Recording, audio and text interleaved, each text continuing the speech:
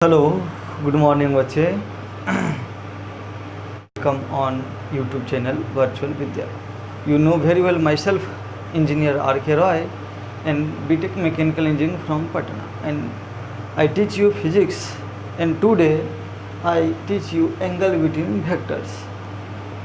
जैसा कि आपने वेक्टर में इससे पहले समझ चुके हैं, लेकिन ये एक छोटा सा कंसेप्ट है, बहुत छोटा सा कंसेप्ट मैंने लिखा हूँ, एंगल बिटवीन वेक्टर्स, और अपने आप में ये बहुत बड़ा है। हाँ, क्योंकि इसके बिना आप आगे बढ़ नहीं पाएंगे। ये क्या है? टर्निंग पॉइंट है। हाँ, जब तक आप मुड़ेंगे नहीं तब तक आप फिर आगे चल नहीं पाएंगे। हाँ, वो कहावत है ना, लंका के सबसे छोट ऊंचा आसान, कहावत है रामायण में। क्योंकि हनुमान जी जो छोटा एक मच्छर बन के हाँ लंका में प्रवेश किए थे, और जानते हैं लंका में आग लगा के निकले थे, वही बात है यहाँ भी। लंका उसी में कहावत बन गया था, लंका का जो सबसे छोटा वो 49। हाँ, देखिए थे कितना बड़ा शरीर बना लिए थे, वही बात है इसमें। वेक्टर पूरे पढ़ लेंगे लेकिन ये नहीं जानेंगे तो आप क्वेश्चन ही नहीं कर पाएंगे। मैं आपको इसका इम्पोर्टेंस बताऊंगा आज, आप लास्ट तक देखते रहिएगा तो मैं आपको इसका इम्पोर्टेंस और न्यूमेरिकल करा देंगे। देखिएगा कि इसको कहाँ से न्यूमेरिकल जोड़ा जाता है, क्योंकि ये नहीं समझेंगे तो एडिशन नहीं समझेंगे, मल्टीप्लिकेशन नहीं समझेंगे, क्योंकि हर जगह आएगा ना। जैसे अगर कोई पढ़े होंगे तो अगर दो वेक्टर का एडिशन होता है ट्रायंगल लॉ या पैरेललोग्राम लॉ से, तो बोलते हैं a² + b² + 2ab cos theta root के अंदर में।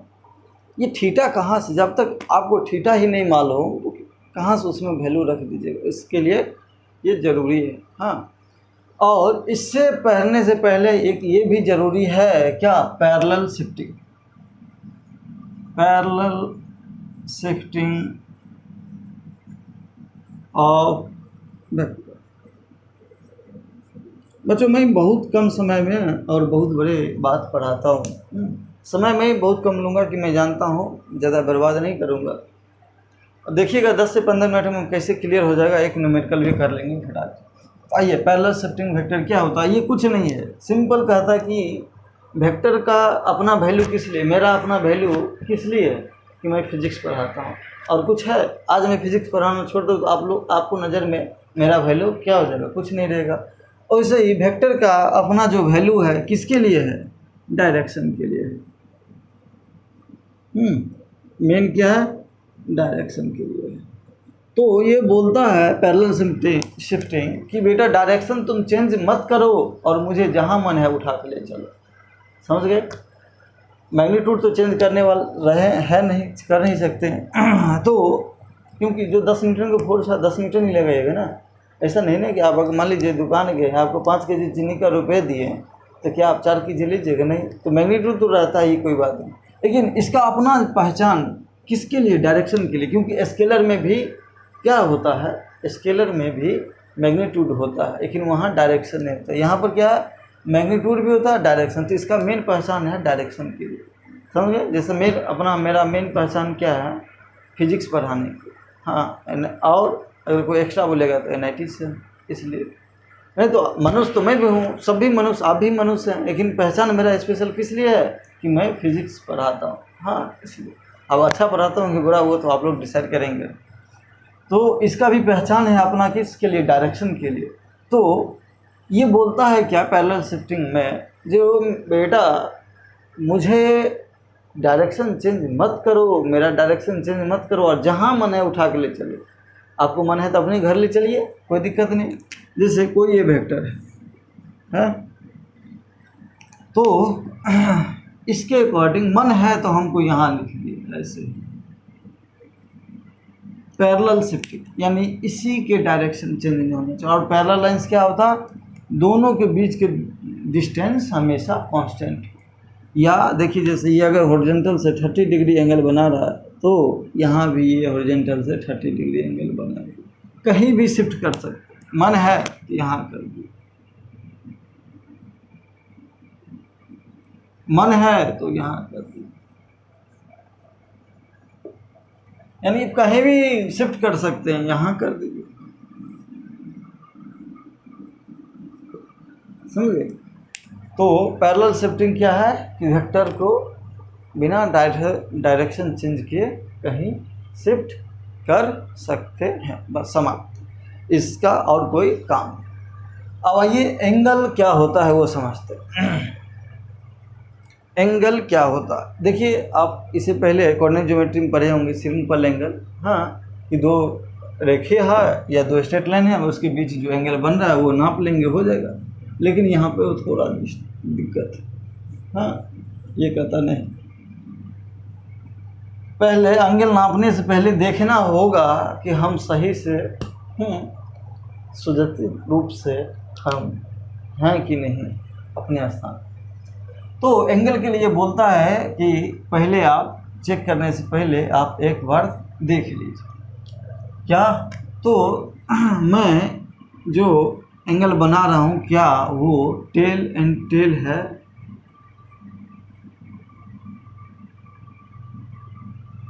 टेल या टेल है, और दूसरा बोल रहा है हेड है।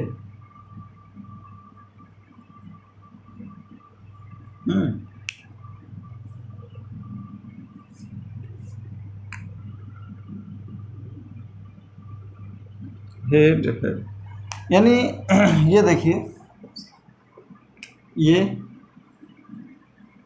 ये क्या होता है टेल, ये क्या होता है हेड। तो बोला एंगल तभी होगा या कि दोनों टेल हो, जो एंगल जहाँ बन रहा है दोनों टेल, दोनों का टेल हो, यानी टेल बिटवीन टेल, हाँ, यानी एंगल जो हो बिटवीन टेल हो या कि बिटवीन हेड हो। आइए जैसे यहाँ देखते हैं, ये देखिए, जैसे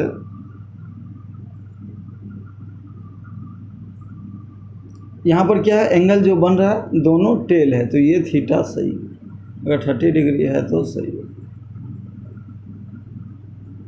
समझ गए।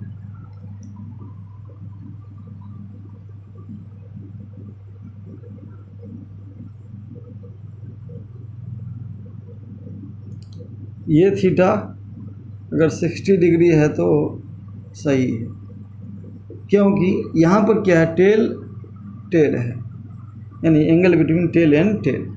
ये क्या है, हेड हेड है, तो सही। लेकिन यहाँ पर देखिए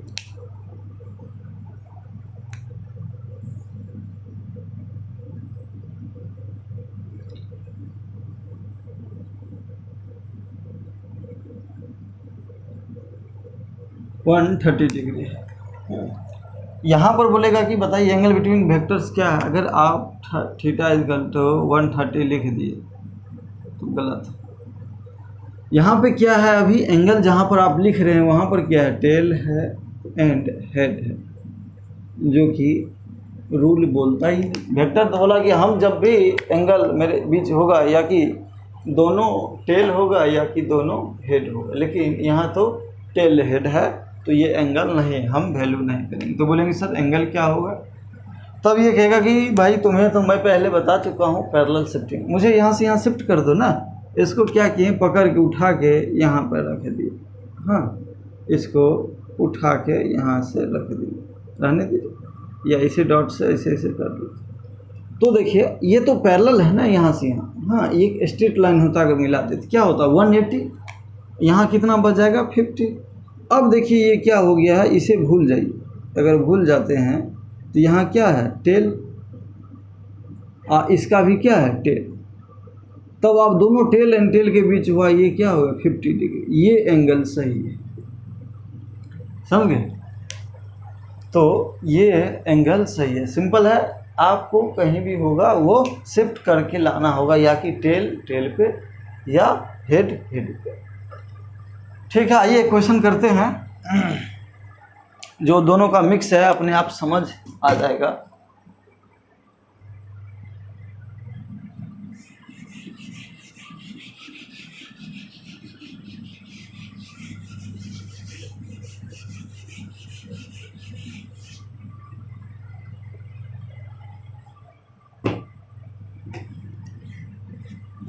चलिए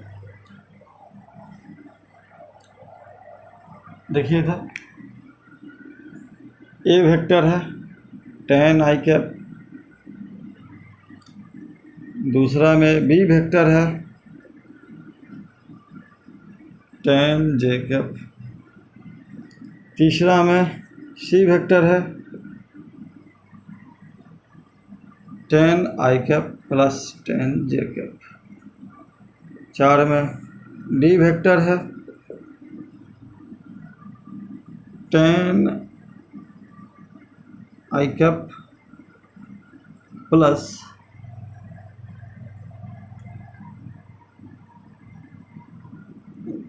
थ्री i कैप और माइनस 4j कैप। पाँच में ई वेक्टर है माइनस 3i कैप और plus 6j cap.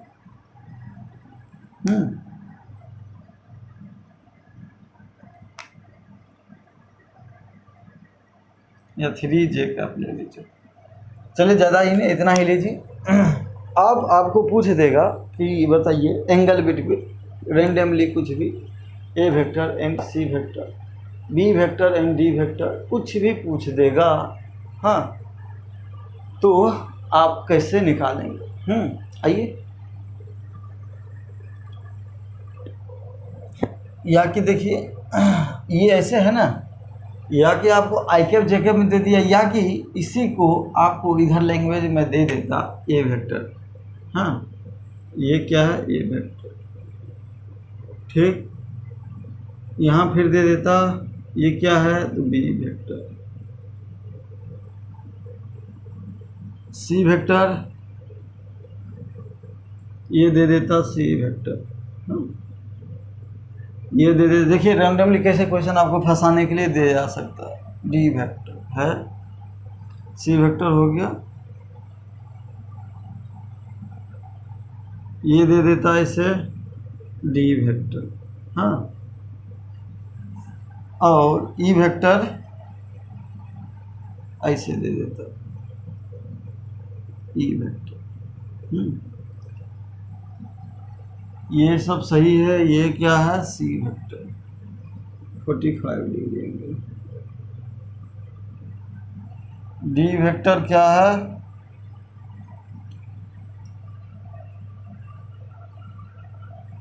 (53 degree angle. और ई वेक्टर क्या है? 45 डिग्री एंगल।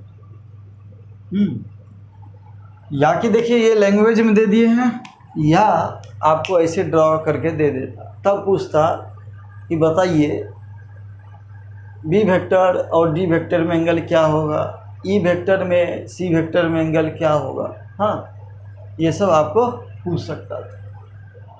आपको क्या करना है, आप जानते हैं, सबको हमको शिफ्ट कर सकते हैं। शिफ्ट कहाँ? एक ओरिजिन बना लेंगे, उसको शिफ्ट कर सकते हैं। कहाँ? ए वेक्टर को पकड़ के लाइए, ए वेक्टर, बी वेक्टर है, इसको पकड़ के यहाँ लाइए, B vector. Sorry, B vector ऊपर मुंह होगा। हाँ, सारा नहीं दिए। एक और एफ वेक्टर जोड़ दीजिए, तो एफ वेक्टर हम जोड़ देते हैं -10 जे कैप। हाँ, ई से एफ वेक्टर ले लीजिए, और बी वेक्टर ये हो गया। तो बी वेक्टर है ऊपर 10 जे कैप,